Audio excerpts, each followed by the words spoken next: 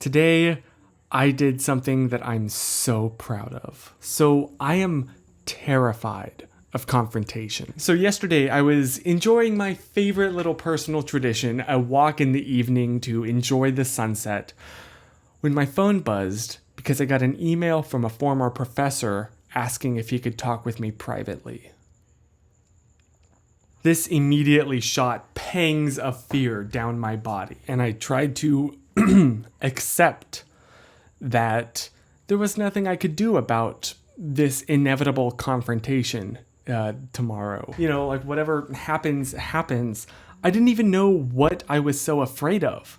Like, I paid attention in the class. I got a B in it, which is not great, but it's not terrible. But then, honestly, I thought of my boss, who intentionally seeks out difficult conversations because he so values communication. Chris in editing here, who unfortunately just realized that this makes it sound like he is the instigator of conflict, which could not be further from the truth. But when there has been a miscommunication or misunderstanding or other form of conflict, he will always attempt to resolve the issue rather than just wait for it to blow over. When I was younger, I had this personal motto of basically never be on bad terms with anyone, and if you are, make sure that you are not the reason for it.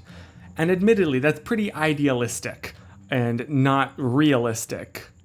But he lives by that a lot better than I do. So I did something that I'm really proud of. I responded to him, not only confirming that I would love to have a conversation, but in addition, asking if like a specific day and time would work. I took initiative. Don't get me wrong, my fingers were trembling as I wrote that, and they were cold because there was like no blood flow to them. It's not that like deciding that I was doing the right thing made the anxiety go away. You know, last night I had horrible nightmares the entire night. I woke up feeling like death. And then to compensate for that, I drank 2 cups of coffee, which sure didn't help the anxiety. I was literally trembling. My jaw was chattering as I was stepping foot by foot towards his office. But I went there of my own volition. I could have very easily said, "I'm sorry, I'm not available to talk," which has been my excuse in pretty much every other situation like this that I've chickened out from. And you know what? It was fine. He just wanted to know if there was anything that he could do to improve his class and his teaching. And that didn't make, you know, the physical sensations I was going through disappear all of a sudden. I physically was not doing great through most of that meeting. But it sure taught me a good lesson. And inspired by this, I am making myself a promise and a challenge to you that the next difficult conversation that you have to have with somebody, or even that the opportunity arises, don't just take it. Take the initiative.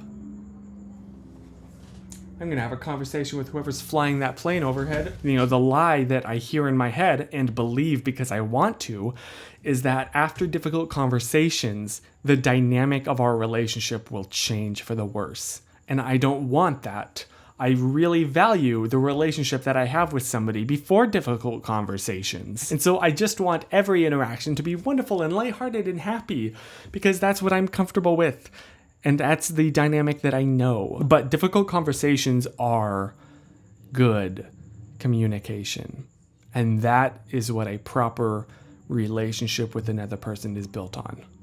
Not necessarily just romantic relationship, although that is absolutely, without a doubt, one of the most important aspects of a romantic relationship, but any relationship, a platonic relationship, a family relationship, any form of relationship is built on difficult conversations. It's so scary.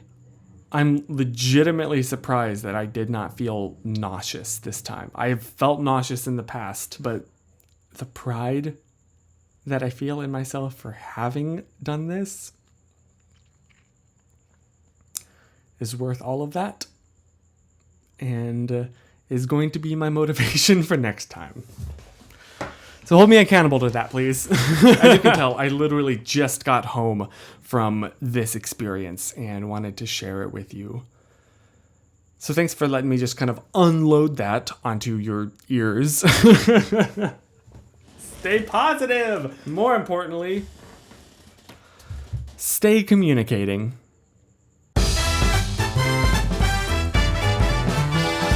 Now you know where my comfort zone ends. I'm 100% fine with like scary roller coasters and horror movies, but actual difficult conversations, my tummy is turning.